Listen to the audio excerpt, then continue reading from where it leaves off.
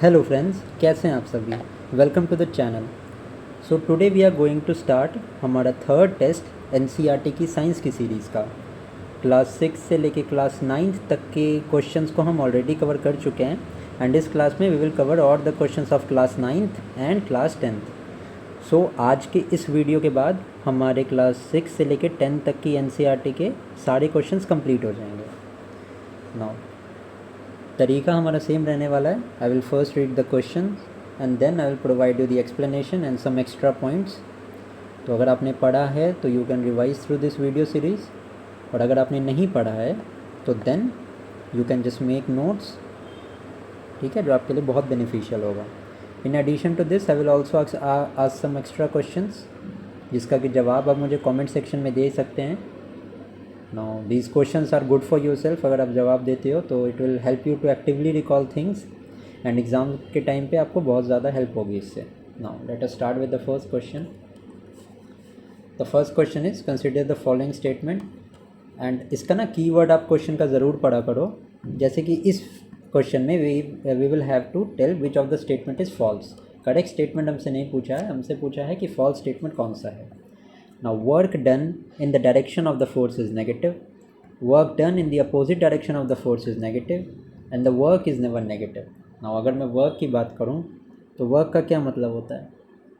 Work का formula क्या होता है, it is force into displacement. I think ये तो क्लियर ही होगा आपको।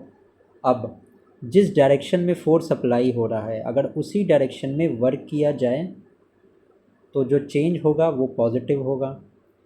अगर फोर्स का डायरेक्शन मान लो ये है and the work applied is on the opposite direction, अगर फोर्स के अपोजिट डायरेक्शन में वर्क को अप्लाई किया जा रहा है then the work will be negative. I hope this is clear.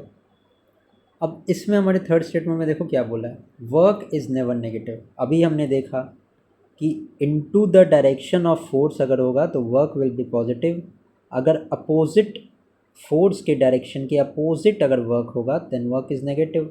So work can be both positive as well as negative. ये statement हमारा फॉल्स है। Work done in the opposite direction of the force is negative, बिल्कुल correct बात है। And the work done in the direction of force is negative. अभी देखो ये अगर पहला स्टेटमेंट अगर सही है तो दूसरा तो कॉन्ट्राडिक्ट कर रहा है ना।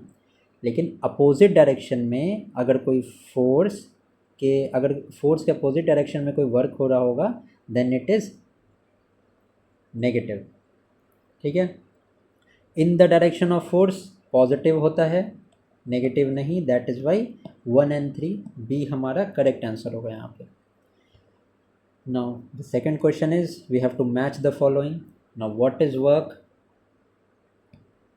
बताओ। I already told you it is a product of force and displacement.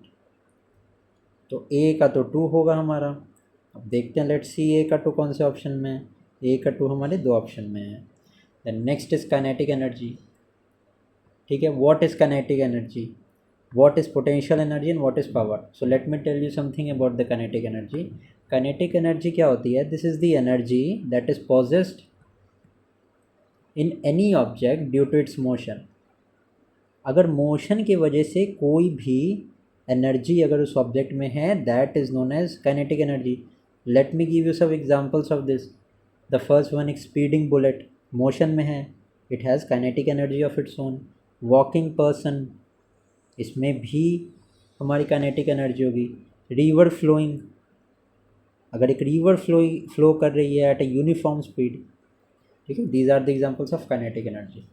Now energy stored in an object due to motion, देखा मैं डेफिनेशन से। ए का हमारे 2 आंसर था, बी का 3 है। So we have come to our answer जो कि यहाँ पे ए होने वाला है। अब पोटेंशियल एनर्जी क्या होती है, no, potential energy the energy which is obtained by the object due to change in its position। Position change होने के वजह से जो भी एनर्जी स्टोर होती है that is known as potential energy. यहाँ पे the energy obtain due to change in configuration सही है। And what is power? Power we know that it is rate of doing work, ये तो ईजी है। ठीक है, फॉर्मूला क्या होता है पावर का? It is work divided by time. So इसके हिसाब से 1 is the right answer, that is why A हमारा करेक्ट है। अभी देखो आंसर तक तो हम पहुंच गए थे, but I have give you some extra information which will help you. I hope कि आपको समझ आई है। एंड अगर आपको कोई प्रॉब्लम है किसी पॉइंट में तो do ask me in the comment section. No, following statement regarding energy conservation, true statement हमें बताना है। Now first of all, energy law of energy conservation क्या होता है? What is the, just a second, what is the law of energy conservation? सबसे पहला point क्या होता है? Energy can only be transferred from one form to another. ये तो पहला हमारा लॉ ऑफ एनर्जी हो गया, लॉ ऑफ एनर्जी कंजर्वेशन। दूसरा पॉइंट के क्या होता है एनर्जी के रिगार्डिंग? हमने बहुत सी छोटी सी क्लास में पढ़ा था, energy can neither be created nor it can be destroyed. I hope this is clear. ठीक है, and the total energy remains constant before and after transformation. So I hope आपको ये तीनों पॉइंट समझ में आ गए होंगे। Now let us see the examples. According to this, the energy can only be transformed from one form to another. Yes, this is absolutely right. After transformation, the total energy always remains constant. Yes, this is also correct. And energy can be created but never be destroyed. The statement is absolutely wrong, as energy can neither be created nor it can be destroyed. That is why third हमारा गलत हो गया। True statement हमारा सी होगा। Energy हमें बतानी है, what is the energy of the object. Now energy, what is the formula of potential energy? It is mgh। mg मतलब मास, g मतलब हो गया ग्रेविटेशन, एंड h मतलब हो गया height. So how to find it? Mass कितना है? 10 है। g कितना है? 9.8। And what is the height? That is 6 meter. So 60 into 9.8, 9.8 into 60 अगर करते हैं, ये हमने डेसिमल हटाया, 98 इंटू 6, 8 6 जा 4, 9 6 जा 48, 4 54, 5 588, 588 joule is the correct answer. तो एग्जामिनेशन पॉइंट ऑफ व्यू से एज सच ये इंपॉर्टेंट नहीं है आपको, ना फार्मूला इंपॉर्टेंट है, but I have told you the explanation formula बता के। नाउ इन दिस क्वेश्चन अब हमसे क्या पूछ रहा है? Sound waves are transfer waves. सबसे पहले तो इस क्वेश्चन को आंसर करने के लिए आपको ये पता होना चाहिए कि ट्रांसवर्स वेव होती क्या है। So let me tell you here, I will write it. आप स्क्रीनशॉट ले सकते हो, या अगर स्क्रीनशॉट नहीं लेना है तो you can just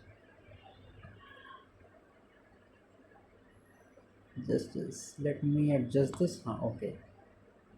the first one is longitudinal waves, second one is transverse waves।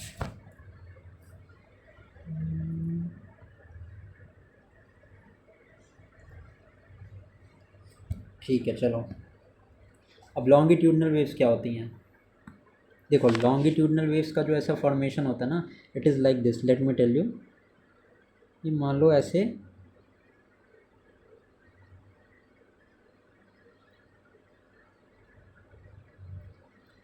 This is a coil, ठीक है। नाउ यहाँ पे देखो बहुत ज़्यादा ये क्लोज हैं एक दूसरे के, the phenomenon is known as compression. And यहाँ पे देखो the distance between them is very large which is refraction. तो हमारे लॉन्गिट्यूडनल वेव्स में there is the thing called diffraction and compression होता है। एंड आप देख रहे हो कि मूवमेंट इस साइड है, ठीक है। सो देयर इज़ द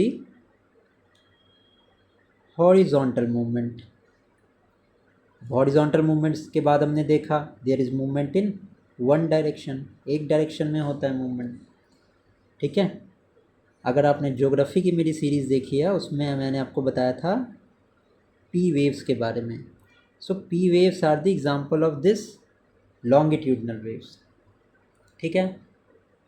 इसमें क्या होता है, वी आर सीइंग कि पार्टिकल्स जो होते हैं these move parallel to the propagation of waves. Waves अगर इधर मूव कर रहे हैं तो पार्टिकल्स भी मूव करेंगे and these are parallel. I am sorry, ये थोड़ा सा मेसी हो गया है यहाँ पे। अब ट्रांसवर्स वेव की अगर मैं बात करूँ सो इसमें there is a phenomenon of trough, ठीक है, ट्रॉट एंड क्रेस्ट का। And we can see here that the particles move in a perpendicular direction to the propagation. Wave के प्रोपगेशन के परपेंडिकुलर मूव करता है ट्रांसवर्स वेव में। Geography में देखा था हमने P waves are example of longitudinal wave whereas S waves are the examples of transverse waves, ठीक है।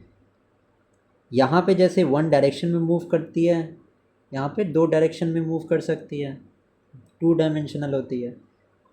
एंड जो ट्रॉ एंड क्रेस्ट है these are the examples of the transverse. मतलब लॉन्गिट्यूडनल वेव्स में we see the phenomenon of compression and refraction, and transverse wave में there is an phenomenon of trough and crest. I hope आपको ये समझ में आया होगा। और सबसे पहला स्टेटमेंट हमारा क्या है, ये है हमारा sound wave are transverse wave, these are wrong, longitudinal waves होती हैं sound waves. Second is in this the particle of the medium do not change the position but oscillate backward and forward from the rest. बिल्कुल सही हमारा reason बिल्कुल correct है। Are is false, D हमारा A is false and R is true. D हमारा बिल्कुल correct answer है of the question number 5। I hope कि आपको समझ में आया होगा। अगर नहीं आया है तो do mention in the comment section, I will try to explain it in the next class. Before starting, video start करने से पहले आपके डाउट्स को मैं एड्रेस कर दूंगा नेक्स्ट क्लास में। Identify the false statement. Now, the sound of a single frequency is called, this is not called a note, this is called tone. Sound of a single frequency is called tone, whereas mixed sound have many frequencies and it is called not tone but note. एक चीज़ और ध्यान रखना, a note is pleasant to hear, a tone is pleasant to hear, whereas noise is unpleasant. Noise हमें बहुत ज़्यादा unpleasant लगती है, but note और साउंड और tone this is very pleasant to ears. False statement हमें बताना है कि फॉल्स स्टेटमेंट क्या है, तो both 1 and 2 are false statement. अब हमें बताना है which of the following are not correct, ठीक है। अब देखो इसमें इम्पॉर्टेंट ये नहीं है कि आपको ये नंबर याद करना है कि कौन से मीडियम में स्पीड ऑफ साउंड कितनी होती है, इसका नंबर इम्पॉर्टेंट नहीं है। इम्पॉर्टेंट क्या है अब मैं आपको बता रहा हूँ, ठीक है। अगर पॉसिबल हो तो इसको नोट कर लेना, ज़्यादा कुछ नहीं बोलूँगा नोट करने को, क्योंकि I am going to tell you कि स्पीड ऑफ साउंड,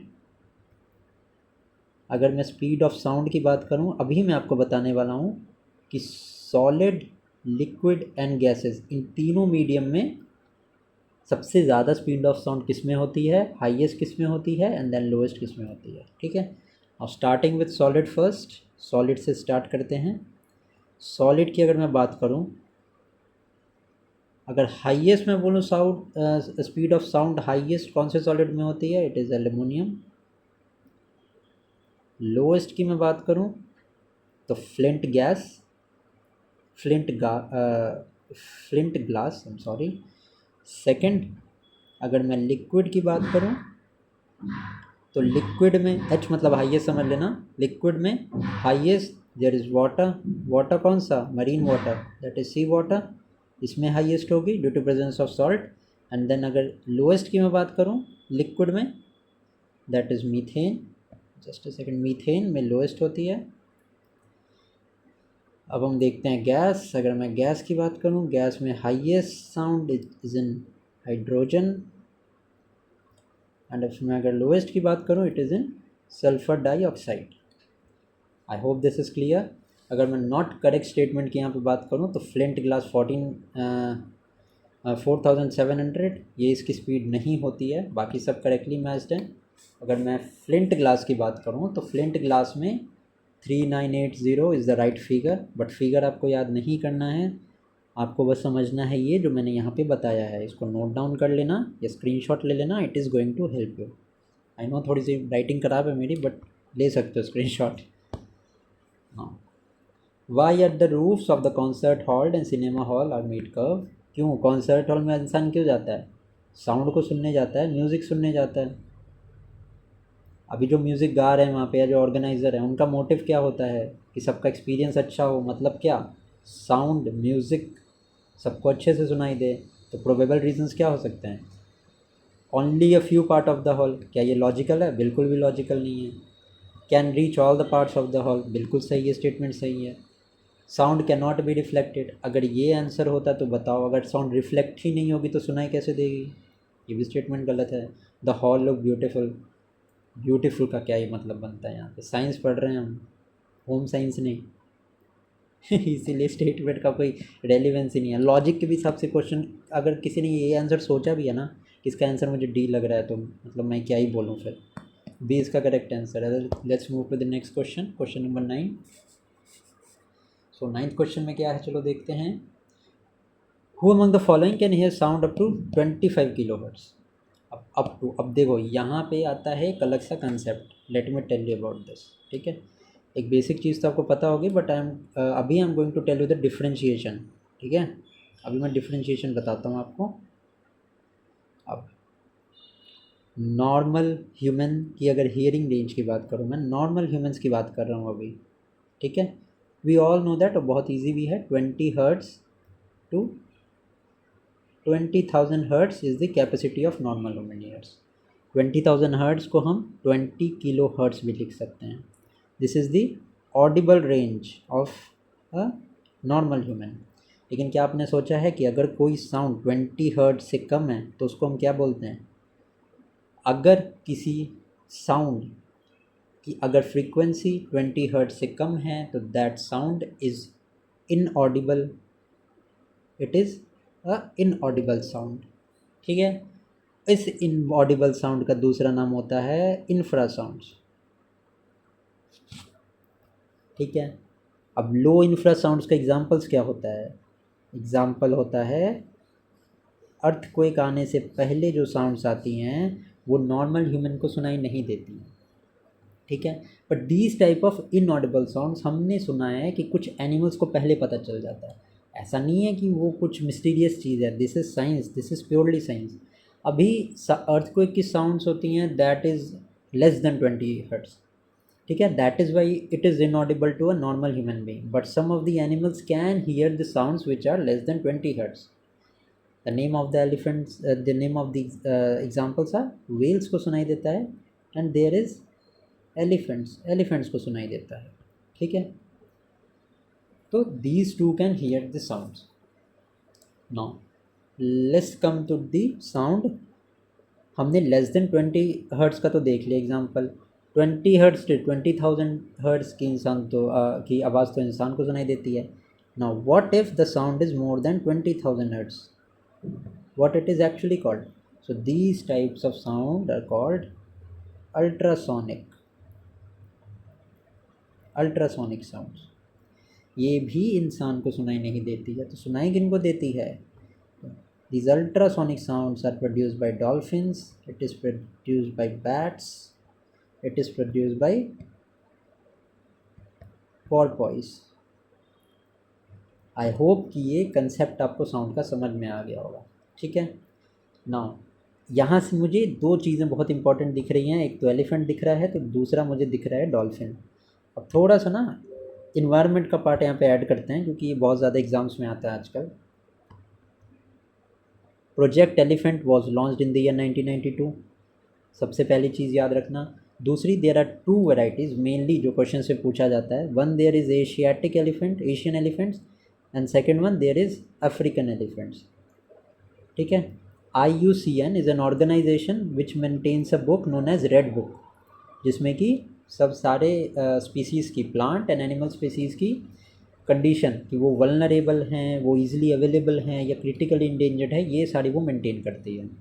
तो एशियाटिक एलिफेंट्स का IUCN स्टेटस इंडेंजर्ड है, वेयर एज अफ्रीकन एलिफेंट्स का क्रिटिकली इंडेंजर्ड है। अब मैं आपको ये क्यों बता रहा हूँ, क्योंकि ये पूछा जा सकता है, अगर पेपर का लेवल ऊपर आया तो they can ask you about the IUCN status of various different animals. Dolphins की बात करूँ तो डॉल्फिन्स भी हमारे इंडिया में इंडेंजर्ड है, and these dolphins are found in Ganga Brahmaputra river. ठीक है, जो ये पूरा एरिया स्पैन होता है यहाँ पे ये हमारे मिलती हैं। फर्स्ट डॉल्फिन सेंटर, ठीक है, that is being made in alongside Ganga river which is in Patna. Dolphin centre has been made, ये भी ध्यान रखना। So this was the additional information that I wanted to give. I know कि थोड़ा सा ये लेक्चर लेंदी हो रहा है, but I am trying to explain you all the concepts. ठीक है, मेरा फोकस हमेशा कंसेप्ट्स पे रहता है, इसीलिए मैं 2 या 3 पार्ट्स में डिवाइड कर देता हूँ लेक्चर्स को। नाउ डॉल्फिन्स और पोर्पोइज प्रोड्यूस अल्ट्रासाउंड्स। अब देखो कुछ भी नहीं लगेगा आपको ये क्वेश्चन, बिल्कुल सही है। Rhinoceros use the frequency up to 5 hertz, तो ये स्टेटमेंट भी जो है वो हमारा सही है। मैंने राइनो का नहीं बताया आपको, बट हाँ ये स्टेटमेंट हमारा सही है। राइनोसोरस को ऐड कर लेना हमारी किस में, इन्फ्रासाउंड्स में ऐड कर लेना। And whales and elephants produce inaudible sounds, yes why, क्योंकि उनकी जो साउंड मेकिंग कैपेसिटी होती है which is less than 20 hertz. तो हमारे ऑल द स्टेटमेंट्स यहाँ पे करेक्ट हैं। हियरिंग एड डिवाइस, तो हियरिंग एड डिवाइस के 3 पार्ट होते हैं। The first one is microphone, second one is amplifier and third one is speaker. Microphone क्या करता है, माइक्रोफोन हमारी साउंड वॉइस को कन्वर्ट करता है इलेक्ट्रिकल सिग्नल्स में। एम्पलीफायर क्या करता है, वॉइस को एम्पलीफाई या रिफ्रेश करेगा, एम्पलीफाई या एग्जैगरेट करेगा। एम्पलीफाई का तो वही मतलब होता है ना, ठीक है। तो आइए देखते हैं। एंड स्पीकर क्या होगा, speaker will produce the output. Now amplifier convert sound wave into electrical signal. अब बताओ एम्पलीफाई, तो एम्पलीफायर का काम होता है एम्पलीफाई करने का, एक conversion of sound wave into electrical signal, ये काम होता है हमारे माइक्रोफोन का। तो ये तो बिल्कुल गलत है। तब माइक्रोफोन एम्पलीफाइज, बिल्कुल उल्टा दिया है। एम्पलीफायर का काम होता है to the amplify the electrical signals, ये भी हमारा स्टेटमेंट सही है। तो करेक्ट स्टेटमेंट कौन सा है, only one statement is correct. Question number 12, ultrasounds का यूज़ कब होता है, to detect the cracks and other defects in metal block, बिल्कुल सही है। इलेक्ट्रोकार्डियोग्राफी ECG, बिल्कुल। ट्यूमर डिटेक्शन में भी यूज़ होता है, to break stone of the gall bladder into fine particles. अब देखो ध्यान से अगर नहीं पढ़ोगे तो इस क्वेश्चन को, ईजीएस्ट क्वेश्चन को गलती करोगे। गॉल ब्लैडर के स्टोन को क्योर नहीं किया जा सकता है, इसका एकमात्र क्योर होता है, we need a surgical intervention to cure the stones of gall bladder. तो हमें गॉल ब्लैडर ही बॉडी से बाहर निकालना पड़ जाता है, क्योंकि गॉल ब्लैडर का stone we can not break.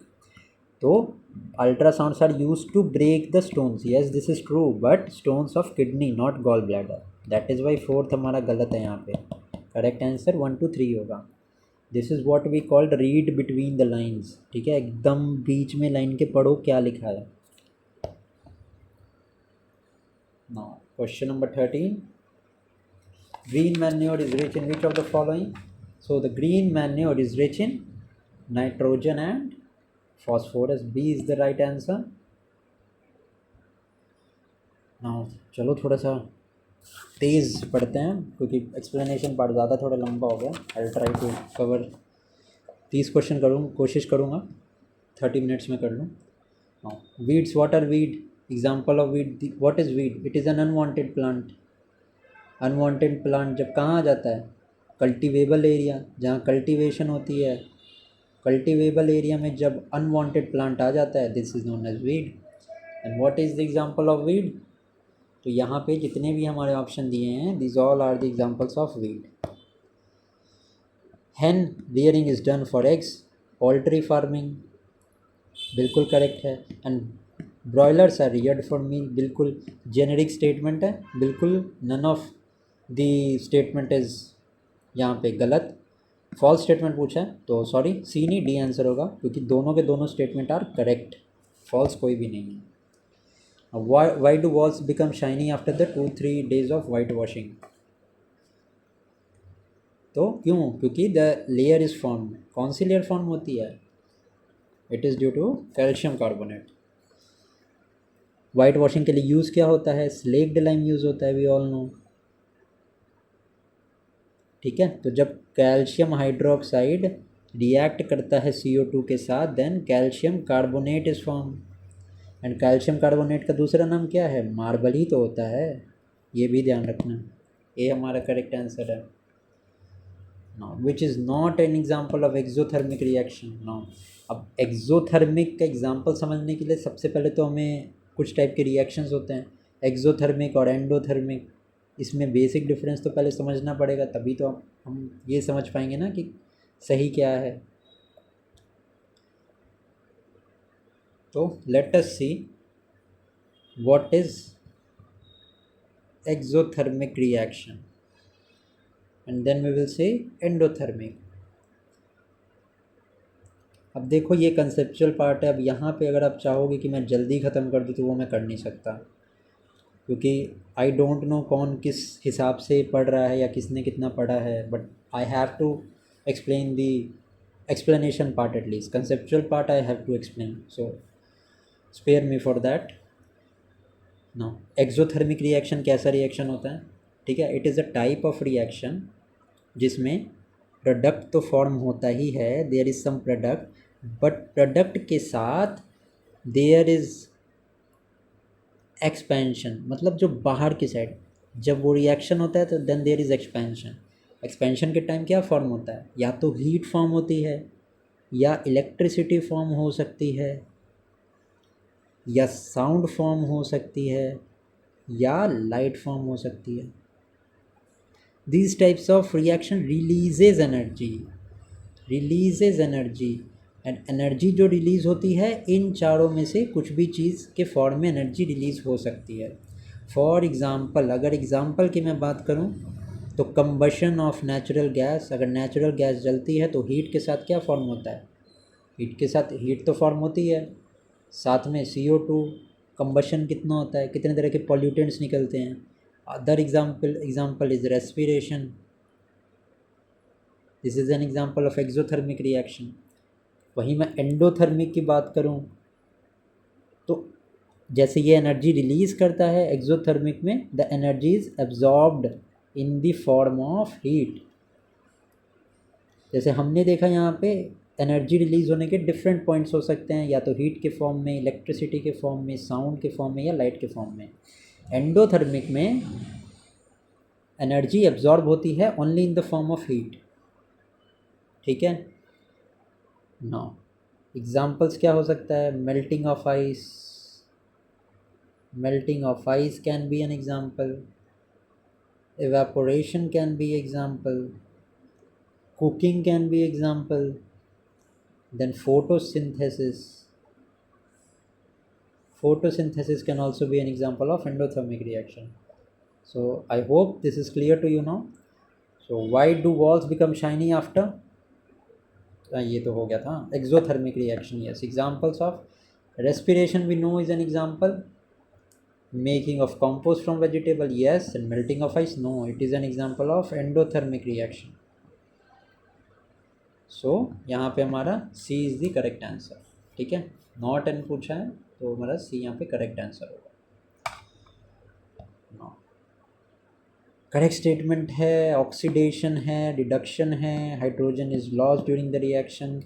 चलो अब हमें ये देखना है ऑक्सीडेशन एंड रिडक्शन क्या होता है, जल्दी जल्दी देख लेते हैं। ये भी तो कंसेप्चुअली आ गया पार्ट, तो मैं क्या कर सकता हूँ बताओ? क्वेश्चन ही वैसे हैं तो बताना तो पड़ेगा थोड़ा सा। देखो ऑक्सीडेशन एंड रिडक्शन, ऑक्सीडेशन में क्या होता है? There is loss of electron, electrons का लॉस होता है, और there is increase in the oxidation state. Increase in the oxidation state का मतलब है कि इंक्रीज़ होगा ऑक्सीजन का या डिक्रीज़ होगा, एंड साथ में डिक्रीज़ होगा हाइड्रोजन का। रिडक्शन में on the other side there is gain of electron, gain in electrons, and there is decrease in oxidation। अब ऑक्सीडेशन के डिक्रीज होने का क्या मतलब है? It means decrease amount of oxygen and increased amount of hydrogen. इतना समझ लिया। और लेट्स सी ऑक्सीडेशन में क्या होता है। ऑक्सीडेशन में यहाँ पे मैं दिया है कि hydrogen is lost during the reaction, yes, and we gain O2, and hydrogen increasing during the reduction reaction, yes, and O2 decrease करती है। ठीक है, both the statements are true. Now question number 19, what type of reaction is above?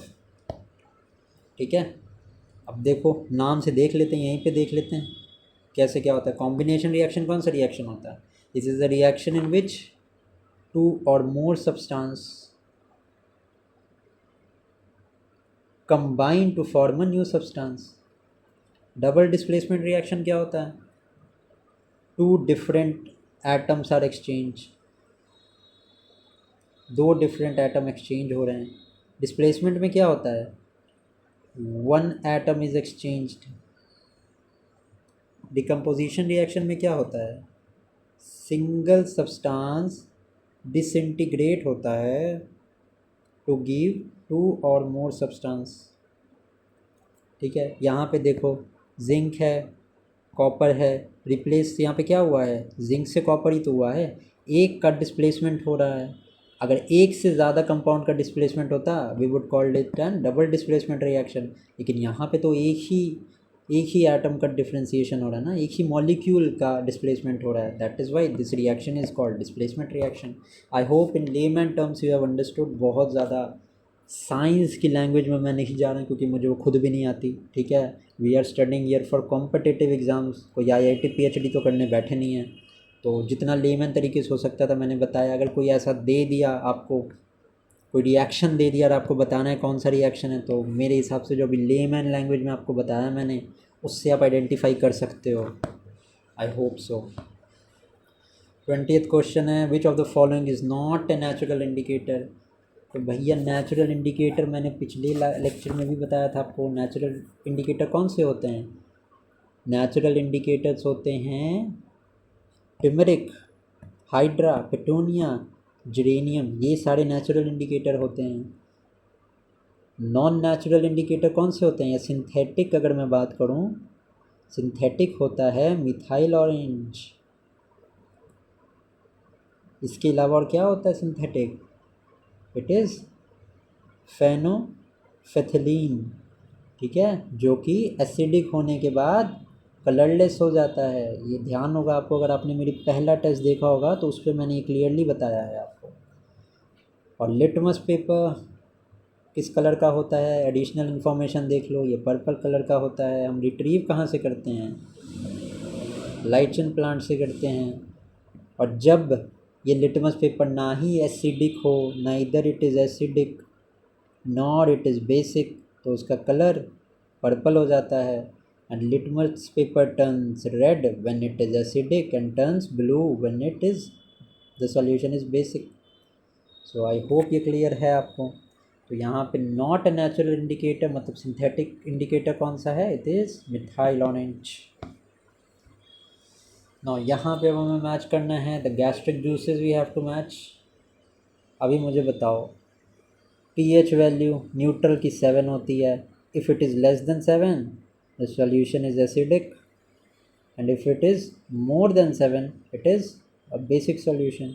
अब lemon juice तो हमें पता है it is citric acid. Citric acid क्या होगा? ये तो एसिड ही तो होगा। ठीक है, milk of magnesia is basic, तो इसका जो है वो ज़्यादा होता है। देखो दो गैस्ट्रिक जूस हैं। ठीक है, यहाँ पे दो वैल्यूज़ देखो, gastric juice and lemon juice, ये दोनों एसिड होते हैं। तो ऑब्वियसली इनका pH जो है वो 7 से कम होगा। तो अब मैं देख लेता हूँ यहाँ पे ऑप्शन हमारे किधर हैं। 21 का ए, 21 का बी देखो हमारे पास गैस्ट्रिक जूस आ गया 1.2। यस सही है बिल्कुल। यहाँ पे क्या आंसर हो जाएगा हमारा गैस्ट्रिक जूस का? गैस्ट्रिक जूस का हमारे पास हो जाएगा 1.2। Lemon juice again it is an acidic, ये 2.2। Milk of magnesia it is 10 and sodium hydroxide 14। Milk of magnesia का यूज़ होता है in case of digestion, it acts as an antacid. ये भी मैंने बताया था आपको। करेक्ट आंसर हमारा इसका हो जाएगा बी। now.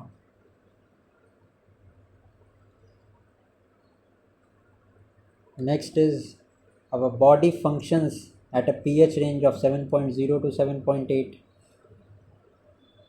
False statement बताना है. The pH of rainwater being less than 5.4. No, it is not less than 5.14. 5.6 होता है. And acid rain किसको बोलते हैं? Acid rain is a combination of nitrogen oxides and sulfur oxides. Atmosphere of Venus is made up of nitric acid. No, it is made up of sulfuric acid. तो यहाँ पे हमारा 2 and 3 दोनों false statement है. सी हमारा correct answer हो जाएगा. The pH of salt of strong acid and weak base. Strong acid अगर कुछ होगा तो वैल्यू लेस देन 7 होगी. वीक बेस होगा मतलब कि वैल्यू उसकी लेस देन 7 होगी. तो क्या होगा यहाँ पे करेक्ट आंसर? आंसर होगा हमारा यहाँ पे 23 का A is the correct answer. ठीक है, अभी बताया था pH scale. Now next question है क्वेश्चन नंबर 24 से आगे we will do in the next class. I hope 30 minutes में you have understood various concepts. अगर आपको वीडियो पसंद आई है तो do like this video, subscribe to the channel and comment section में बताना वीडियो कैसा लगा and do mention your recommendations if any. Till then thank you, keep studying.